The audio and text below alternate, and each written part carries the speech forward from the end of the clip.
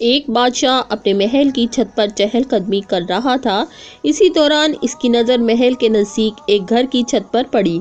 ایک خوبصورت عورت کپڑے سکھا رہی تھی۔ بادشاہ نے اپنی باندی کو بلا کر پوچھا، یہ کون ہے؟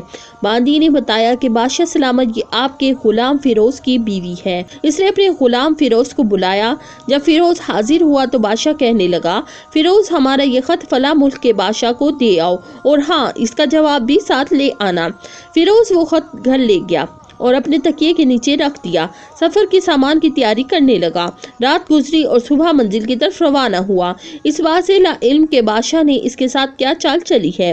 ادھر جیسے ہی فیروز نظروں سے اوجھل ہوا، بادشاہ فیروز کے گھر پہنچ گیا اور آہستہ سے فیروز کا دروازہ کھٹکانے لگا۔ فیروز کی بیوی نے دروازے کی آڑ میں پوچھا، کون ہے؟ بادشاہ کہنے لگا، میں تمہارے شوہر کا مالک اور بادشاہ ہوں۔ فیروز کی بیوی نے یہ سن کر دروازہ کھول دیا اور بادشاہ اندر آ کر بیٹھ گیا۔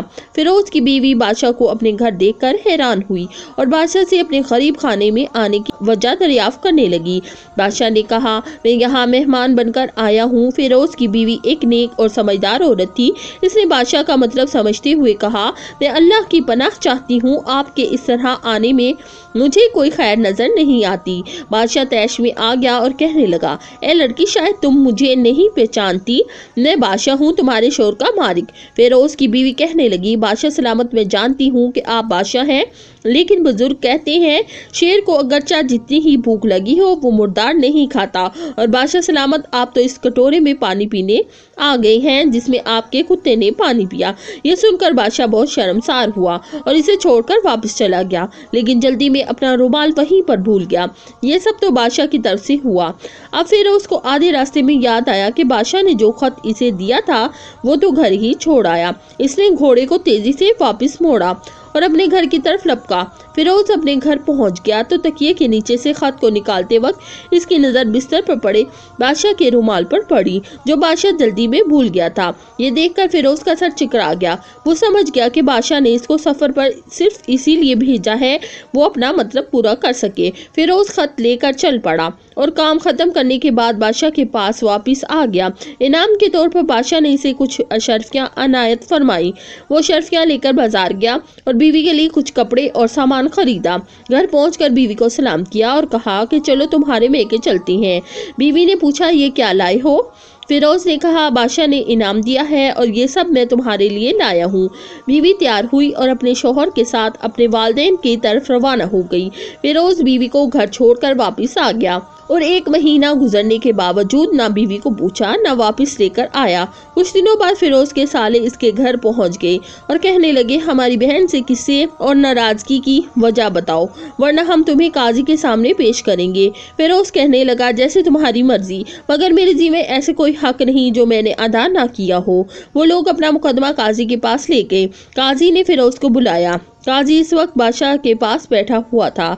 لڑکی کے بھائیوں نے کہا کہ قاضی صاحب، ہم نے پھولوں سے بھرا ایک سرسبز باغ اس کے حوالے کیا تھا، اس نے سارے باغ تو اجاڑ دیا، سارے پھل کھا لیے اور درخت کاٹ دیے۔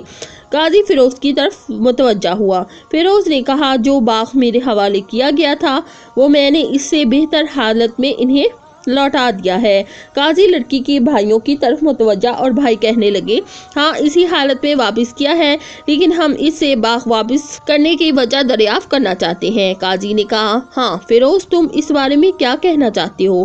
فیروز کہنے لگا، میں باغ کی کسی بغض نفرت کی وجہ سے نہیں چھوڑ رہا، بلکہ اسی لیے چھوڑ رہا ہوں کہ ایک دن میں باغ میں داخل ہوا تو میں نے وہاں شیر کے پنجوں کے نشان دیکھے۔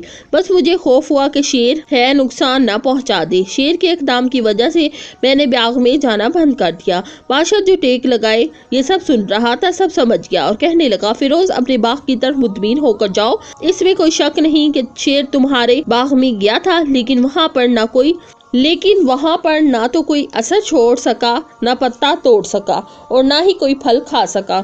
وہاں پر تھوڑی دیر ٹہرا اور مایوس ہو کر واپس لوٹ گیا۔ خدا کی قسم، میں نے تمہارے جیسے باغ کے گرد کوئی دیواریں نہیں دیکھی۔ اس طرح مقدمہ برخاست ہو گیا۔ فیروز گھر واپس لوٹ آیا اور اپنی بیوی کو بھی لے آیا۔ نہ قاضی کو پتہ چلا اور نہ کسی اور کو کہ ماجرا کیا تھا۔ نیک بیوی یا خاوند ہونا جنت سے کم نہیں۔ شک کی ایک چھوٹی سی چنگاری آپ کے بسے بسائے گھر کو تباہ کر دیتی ہے، اسی لیے کبھی بھی ان معاملات میں جلد بازی نہ کریں۔ اپنے گھروں کو اجڑنے سے بچائے رکھو کہ خوب بہتر ہے اپنے اہل و عیال کے عیب چھپائے رکھنا، اپنے گھروں کے بھید کسی پر ظاہر نہ ہونے دو۔